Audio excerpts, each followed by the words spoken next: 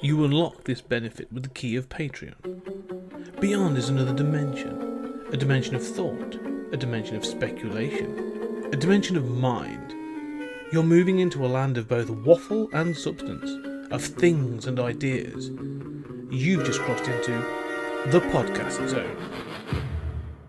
Ladies and gentlemen, welcome back to Trekking Through the Twilight Zone. It's hot outside and only going to get hotter. So let's start talking about the Midnight Sun. I thought for a moment you were going to break into the theme song for, it's hot outside. There's no kind of atmosphere. Yes, I'm going to talk about we are talking about the Midnight Sun, an episode that I have very mixed feelings about. This is going to be fascinating because this is an episode that I did not remember, but as soon as I started it, I said, "Oh my God, I remember this episode. I love this episode. I admire this episode." So let's put on our boxing gloves. Yeah, no. I'm not going to get... Yeah, okay, that's what it is. So, when the Earth falls out of orbit, two women try to cope with increasingly oppressive heat in a nearly abandoned city. And it just follows... It's a small cast. It's a very small cast, but that's the concept. The Earth is for, I don't know, wind turbines blast it off its orbital path. I don't know. But for whatever purpose, cosmic reason, we're now heading towards the sun. And each day is getting hotter and hotter by degrees and degrees. And these two people that live in this tenement building... apartment building are having to deal with that and sort of like the consequences of it. And it starts because it's called the Midnight Sun. So they are based in New York, I believe. And so it is sun all the time. There is no longer night. Yeah, let me immediately say that makes no sense. Yes, thank you. That was my point. I will immediately concede, right? I mean, the basic premise of this, the Midnight Sun, makes no sense. There's still... it's fine. I'm happy if the Earth has stopped rotating and is now just on an orbital path towards the sun. I'm comfortable with that as a sort of as an astronomical sort of an astrological sort of. Well, I'm not. I mean, I can buy that some gravity or gravitonic event, whatever, threw the Earth out of its orbit. I mean, planets. That happens on Star Trek. I mean, so I know it's real. But I'm willing to do. But if the Earth stopped rotating, there'd be far bigger problems. With tides and everything else. And that was my issue with this. Was like if the world stopped spinning, the magnetic field stopped working. Which means the atmosphere dreads away. So it would actually be a bigger problem than the sun. Right. I mean, okay, that's true. So the concept of the Midnight Sun, and they do explicitly state it a little later, is not correct. Right? Yeah, it doesn't work. But the basic idea of we're on a dying planet, right, is fascinating and had been done before in science fiction. And in science fiction film, but very rarely. And it's something that I think I normally associate with far more recent films. Looking for a Friend at the End of the World and Melancholia and stuff like this. This is a sort of very narrow subgenre of science fiction that I do not associate with the Twilight Zone.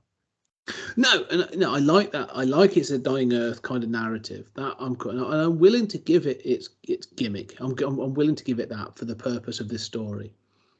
There is one other thing I am going to sort of... We'll talk about the ending, but like if one part of the Earth is in constant heat and in constant daylight, sun. Then the other side of the Earth is in constant darkness. Yes, and a lot colder. So why? So it's almost like, well, why is everyone not migrated there? But this is the problem with the dark side of the moon. Whether you ask Pink Floyd, who we all know were brain dead, or Michael Bay, who we also all know is brain dead. There is no dark side of the moon. There's a side that doesn't face Earth due to tidal locking, but I assure you, it does get sunlight. Yes. So yeah, this is sort of like the same, like basic astronomical screw up. And you're right. That would mean there's another side. I mean, even on Mercury, there is a side that faces away from the sun, and it's remarkably colder compared to the facing side. Yeah, like you say, if you go to Venus, I think it's like you say, it's so astronomically different. Like it's like 200 degrees up or 200 degrees down, depending on its position in the sun. So there is that. However, if I'm going to go past that, I do like that this is a story about just this oppressive fear and everything, and it driving people sort of like crazy, slowly sort of like driving people crazy. And the end of this, no, not the ending. We'll talk about the ending, but like, let's just say the end of the heat section is so sort of that it's really good. It is actually really well done, and I kind of like it. Well, you're talking about the old lady, Mrs. Bronson, dying. Just the visuals. I mean, before we get to that, because it is this sort of thing of how people are trying to get away. People are trying to get to Montreal, like they're trying to go to Canada, which okay, I'm fine with whatever. But these two people that are left in this thing, and how they're just this older woman and this younger woman, they're trying to sort of rely on each other to Norma and Mrs. Bronson, sort of like to try and just survive on like a psychological level, just to give each other a bit of support. As this, I like the fact they're shown to be sweating constantly. There is no escape from this. Like she ends up looting a shop, and there's a great line where she talks about how she went shopping and she gets some fruit juice and some other bits and pieces, and she says there was a woman that just stood in the aisle and was weeping. Yeah, I also wrote down that quote. I thought it was beautiful.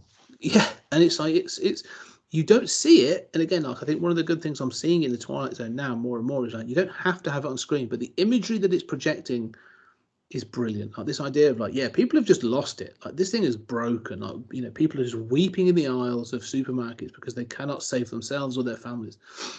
It's brutal. This episode is brutal in that sense. Yeah, absolutely. Yeah, and then there's this whole sequence with the burglar. And this is a scary moment, right? He gets in, he gets the gun, he's terrorizing a young woman and a old lady. There's sort of his costume is a bit absurd. I don't know why he's bare chested but has a jacket on. That always is such a weird look, but especially if you're covered in sweat and like you can take the jacket off, buddy. I know it looks cool, but doesn't though. It really doesn't. Well, he looks bizarre. And like you, I also just admire, whoever is standing off screen spraying everybody, spritzing them. It really looks great. But you think, he goes to the refrigerator, he drinks something and throws it on the ground, breaks it. He seems like quite the punk. And then he breaks down and recounts his wife's death at childbirth. His child and his wife are gone, and he is left to wait to slowly die. And all of a sudden he changes as a character, and obviously, our main characters get out of their situation. But I love this compassion for this burglar, that, we don't see that very often. That, it's like, no, I'm the bad guy who you hate. And then it just flips on a dime, and no, we're in this terrible, I'm the person in the aisle crying. Yeah, that's what I mean. I was gonna say that's I agree, that link, like he's that person that's sort of like despair. There is no gap there. So like what's and it's almost like when he breaks in, it's him lashing out. Like he is there to cause, all he wants is the water, and there's an air of desperation. And then when he sort of is confronted by Norma and Mrs. Bronson, like there is that sort of, again, that regression to sort of humanity, where he's like, I'm really sorry. Like I don't know what else to do with myself. Like I think he says at one point, like, I'm just wandering the streets. Yeah. And there is this despair of like, well, I don't know what happens next. Like, there's no one taking control. We don't. Like I say, I'm slowly dying, and it's again quite impactful that you're just like, yeah, there's no escape from this. Like, it's everything's out of their hands. Like, we often have this, especially now with climate change and the climate crisis or the looming climate crisis. This idea of at some point, like, this is out of our hands. Like, we have reached a point where like we can no longer do anything about it. We may be able to do it now. We might be there. I don't know. But like, it felt like this despair is just palpable in some of the moments in this episode. I think there are a bunch of kids in Gen Z who would watch this and think, I recognize this as basically my daily life and the life that I was born into. Thanks, guys. Yeah. No, and that's what really felt me like. I'm thinking about Stop Oil and all these other sort of protest groups at the moment, and I'm like, yeah, no, you should watch this episode because this could well be your future in 15 years' time. Like, we won't be out of our orbit, but like, when we start to those degrees start to creep up, I think we'll start to see some of this. Well, we saw in the pandemic how much just breaking supply chains screws up our concept of ourselves and our nation. Yeah. When you start getting power outages and food shortages and it's terrifying. Yeah, we'll see how that happens. We'll revisit this when we're sort of you and I are sort of like when the Mad Max world has started. We'll see how it goes. What I want to say is there's a great as well. The sun is there, so the midnight obviously referred to the midnight sun. And Norma is a painter, so the only thing she can paint, like she's obsessed with it, is this painting the sun as it sort of sits over the city. This sort of like ominous as it gets bigger and bigger. You see it in the paintings getting bigger and bigger and stuff in the background, which is really cool. And then Mrs. Bronson breaks down and she sort of attacks the painting. She's like, just stop painting the sun. Like, just paint something, And so she paints this waterfall. And this cool looking waterfall with these blues and greens. And this it's obviously in black and white. So I'm assuming it's all blues and greens. But it's there as sort of this thing. And Mrs. Bronson starts to break down and sort of like, do you remember doing this? Can you hear the waterfall? And it sort of comes to the end, and I think it's this sort of, it's like such a tragic ending as like, she's overcome with heat and whatever and collapses. But more so, and I know physically this isn't how it works because I know this is how I know that paint does work this way. But the visuals in this are so good that when Norma sort of collapses again from sort of heat, sort of exhaustion really, and she looks and the paintings are melting. It's a really good visual, and it was done actually sort of. I looked onto the trivia. It was done with wax. They'd actually done the paintings and stuff in wax, wow, and then we're heating them from behind to make them melt in that way. But it's such a good visual of like this is what's happening to the world, without showing flame. Showing them catching fire would have been too easy, I feel. So showing the paintings melting, I know that's not how paint works, but still, it was. A great visual for me. I really like that. Yeah, I think that whole visual sequence is stunning to me. Yeah, and it combines the paintings melting with the close-ups of the sun, which we've seen at the beginning of the episode, but that is sort of blinding and sort of has this kind of pulsating. You feel that heat, and I think that whole sequence. Again, how brave is this to be on TV in 1961? I mean, this is like a trippy visual sequence about the end of the world. Yeah. It's visually stunning, in black and white. Like, I was really taken by that sequence. Yeah, it is wonderful. And if that had been the end of the episode, and there'd been a sort of like an eco message or something, or a sort of like, imagine what could happen or whatever, I'd be happy with that. I'd be like another like, oh my god, like they're hitting us with some of these dark sort of like resolutions to these episodes in like quick succession. I'd be like, oh my god, like the Twilight Zone's really sort of nailing me at the moment. But we then get this sort of like additional scene. Yeah, where we find out that she comes out of this, she passes out, but she comes out of this sort of coma, and she has this. I had this crazy dream, and what we actually find out is the Earth has not been hit off its axis or hit off its orbit and heading to the sun.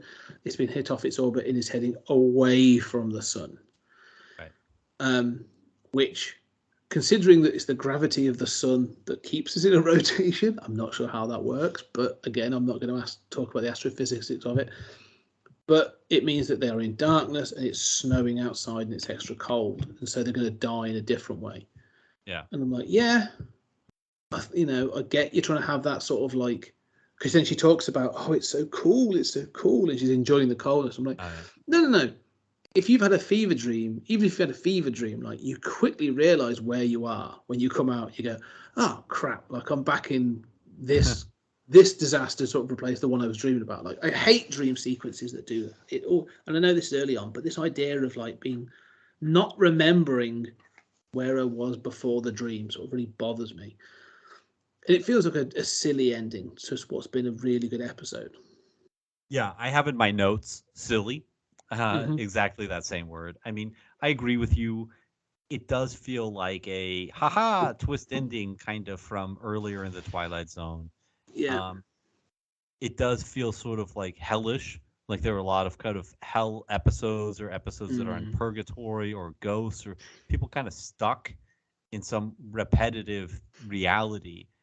It feels almost more like that than it does, reality is that they're going further away from the sun. But, so I agree with you, but I do think that as silly as it is, it also shows how delicate our life and our civilization is. That, and it is true that, not to this extreme, but minor fluctuations in orbits can have, several degrees of temperature, effect that really would change things. Now, this is obviously a catastrophic thing, but obviously in the era of climate change, I think we're very conscious of how delicate life is on this planet and how, temperature makes such a difference. Yeah, I appreciate that. And that's a good sort of point to take from it. Again, it's I don't think that's their intent. I think it's more the aha that you talked about than trying to deliver a nuanced message about the delicate levels, the delicate balance of nature. But because it's too strong an opposite, it's the exact polar. In fact, it's the exact opposite. It's too. I don't know. It's too ham-fisted, maybe to hit that. Let's say 3 gradations of smart meaning, right? The first is aha, it's a twist. And then the second is in between that and a deep meaning about how delicate life is, just saying, look at the horror of feeling doomed. There are many ways of feeling doomed, right? Without going ecological, just saying like life on the planet or our lives can end in multiple horrifically doomed sort of scenarios. And so much of the drama comes from this sense of you're doomed and can't fix it. So, I mean, okay, it is doing that, right? Choose your doom, Yes, choose your own adventure. No, I know what you're saying. Yeah. And I don't know how it's silly. You're right. It is silly, but I get that there's a meaning to it, but I still feel that if they'd have just left it with her passing out and watching, I think that would have been, like you say, it would have almost been like too much for maybe audiences in 1961. We were like, oh no, we're going to leave this woman to burn to a cinder on the this dying Earth. I don't know, but the rest of it, what I would say is though. I was saying that I feel the as you say, the sort of the prologue or the sort of the twist is silly. I see you can make something of it. However, what I would say is it doesn't impact or take anything away from the 20 minutes you've just watched. Right. Which is very good. Yeah. Yeah. And so I think it doesn't impact the episode overall. Like it doesn't bother me to the extent I'll go, oh, well, I'll throw this one away because I think there's some bits in that first part that's so strong. That I really enjoy. That I'm like, oh no, that is almost untouched. Like it works really well for me. Yeah, I think that's fair. I think that's more than fair.